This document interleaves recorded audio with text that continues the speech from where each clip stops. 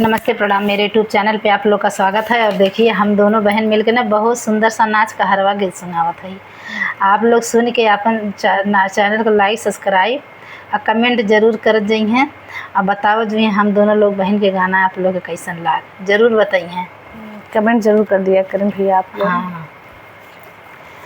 हमें मारा ना राजा कमर पतली, हमें मारा ना राजा कमर पतली, हमें मारा ना राजा कमर पतली, हमें मारा ना राजा।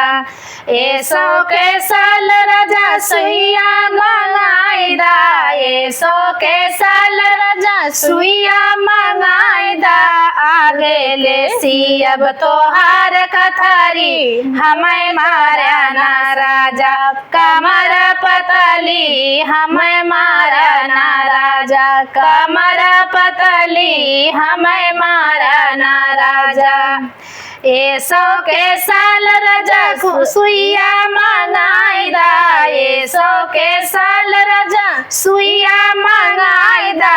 अगवाले सी अब तोहार कथरी, हमें मारा ना राजा कमर पतली, हमें मारा ना राजा।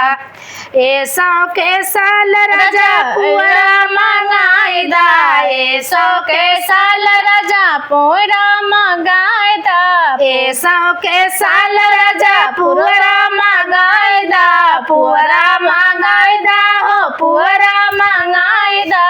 ऐसो के साल राजा पूरा मंगाई दा। अगवाले बीनब तोहार गुनरी, हमें मारा ना राजा कमर पतली, हमें मारा ना राजा कमर पतली, हमें मारा ना राजा। ऐसो के साल राजा मुंगरी मंगाई दा, ऐसो के साल राजा मुंगरी मंगाई दा। अगवाले तोड़ब तोहार टंगरी, हमें मारा ना राजा कमर पतली, हमें मारा ना राजा कमर पतली, हमें मारा ना राजा।